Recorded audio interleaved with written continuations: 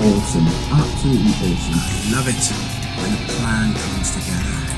Definitely worth a look. Yeah, it was well on par. Hello, it's Sunday, 20th of November 2011. 2011. Okay. Yeah, anyway. Let's move on, shall we? So, I went to see Breaking Dawn Part 1, midnight, not last night, but the night before.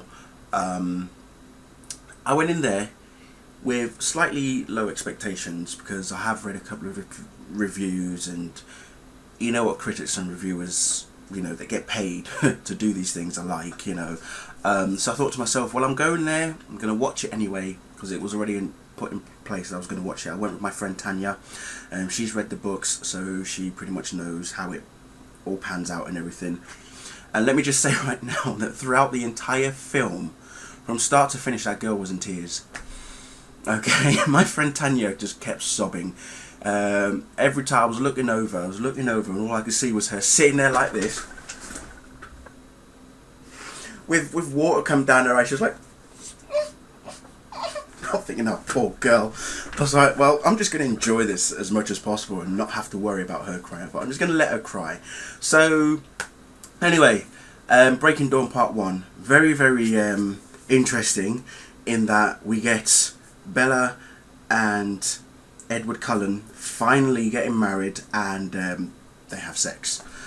What was interesting about that was beforehand at the wedding, Jacob himself didn't turn up at the wedding. He turned up slightly afterwards at the the party, the do, as it were, and he's basically telling Bella, so it's your last night as a human being kind of thing. She went, actually no, it's not my last night. I haven't actually, I'm not gonna want him to change me just yet.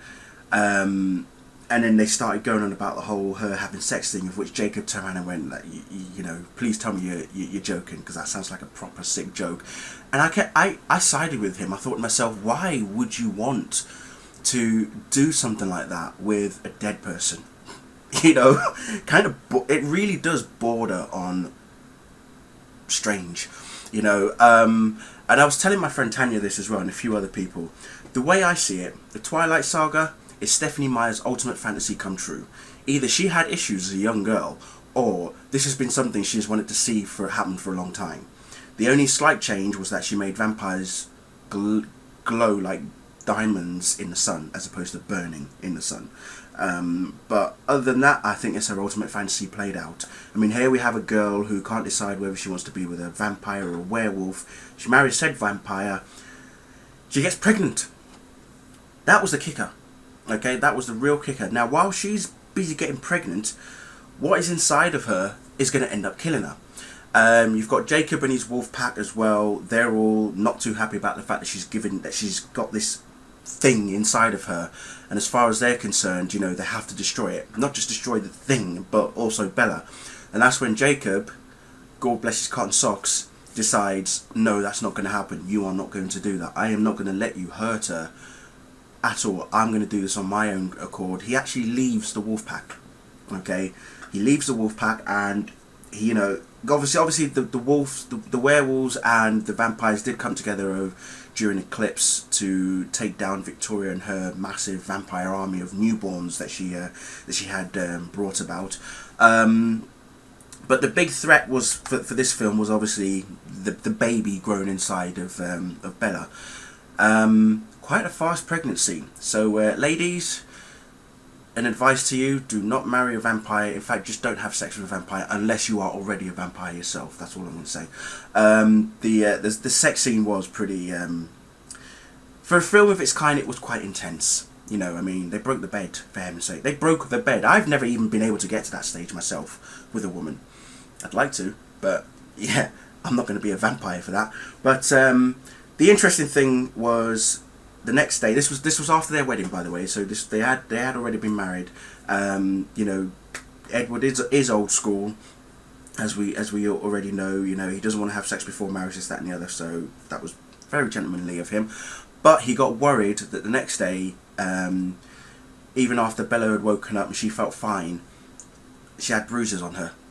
So which means Edward caused some serious pain to the poor girl. But as I say, you know, the film overall, in some places it was quite grotesque. In other places it was fine. For the Smallville fans out there, I did tweet this yesterday. I said that for the most part, I felt like I was watching the Smallville finale all over again. Especially like the wedding scene. Because it felt like, that's how it felt. You know, they were getting ready for the wedding, they're preparing for the wedding, everything like that. There were flashbacks, no, not flashbacks, well, there were flashbacks and flash forwards and dreams, and everything else was going on. You know, Bella was you can tell she was getting cold feet even at the wedding itself. Alice, oh, I love Alice Cullen, and Ashley Greene, who plays Alice, beautiful. Alice is just, she brings everyone together, basically. She's that one person that likes to bring everyone together. She's all about the happy, happy, happy stuff. And I don't think there's anything wrong with that. She's such a sweet-natured kind of woman. And as I say, she likes to, you know, make sure that there's nothing bad happening. But unfortunately for her, when Bella got pregnant, she couldn't see Bella's future, and she couldn't either see, you know, the baby's future or what the baby was. They couldn't tell if it was human or vampire or something else, or entirely different. And this is like I say, this is where the wolf pack comes in. You know, they don't want this thing inside of Bella to cause trouble, as it were. That all aside, you've got Charlie, Bella's dad, slightly worried about her because, you know, according to Charlie, they extended their honeymoon for an extra 2 weeks, this, that and the other. Jacob kind of knew that there was something not right, so he went straight to the Cullens' house, and already, you know, Bella's there. And as I say, because she's got this thing inside of her, because it's killing her from the inside, she looks haggard. Poor girl. I love Kristen Stewart. I don't care what anyone says. I find her attractive, so that's fine for me. But she looked haggard, really, like, she, you know, it was causing a lot of stress on her, and there was no way that they could save her until someone suggested, or at least I think it was Carlisle who suggested that she try out drinking blood. Okay, not animal, but human. Luckily for the Cullens, they actually do keep a big stash of human blood in their house. So she took her first sip and said, "That tastes quite good." So I'm thinking, oh dear, the girl is actually enjoying this. But it wasn't more for her, it was more for the baby.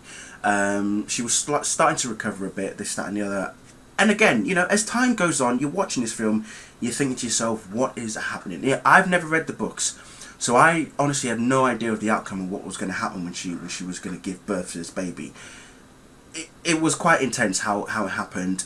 I'm not going to give away the end of the film. It does leave on a cliffhanger, but not a, well, it was a massive cliffhanger for me, but if you've read the books, then you will know what already happens. But for me, it was a big cliffhanger. I kind of expected it, I kind of didn't expect it, but as I say, it did half leave quite a interesting sort of, yeah. But stay after the credits, by the way. If you haven't seen it and you do want to go see it, stay after the credits. That's all I'm going to say. One other little bit of tidbit regarding the film itself. It has already, since Friday, since it was released, it has it has amassed $139 million. On Friday itself, it had made $71.4 billion, which is classed as the third best Friday opening for any film. But I think that actually outdoes The Dark Knight, unfortunately, because didn't The Dark Knight make 60 odd million or something like that? And here we've got, this one's made $71.4 million. So, sorry to you Dark Knight fans out there, but 139 million already, you know. Yeah, wow. Kind of says it all, really. But that's the thing. I mean, people can slate the film, they can say that they don't like it because of what it's about, they don't like it because of the genre, they don't like it because it's changed the whole vampire against werewolves dynamic. Fine, that's okay. You know, I mean, I watched Twilight on DVD when it came out on DVD, and I thought, oh, this is interesting, we'll see what this is like. I went to see New Moon with Hayley, and then last year I went to see Eclipse with my friend Cheryl, and this year I've been to see Breaking Dawn Part 1 with my friend Tanya. So, apart from Twilight, all the rest of the films I've seen with a female. kind of, you have to. You can't just go in there on your own. I'm sorry, but if there's a series of films I'm not going to go in on by myself, it's got to be the Twilight Saga. So next year I'll either see it with Tanya again, or I'm going to invite another female friend that likes the films anyway. So we'll see what happens anyway. But that's it from me. As I say, I enjoyed it. I thought it was really good. Still not as good as Eclipse. As far as I'm concerned, Eclipse was the best of all of them so far.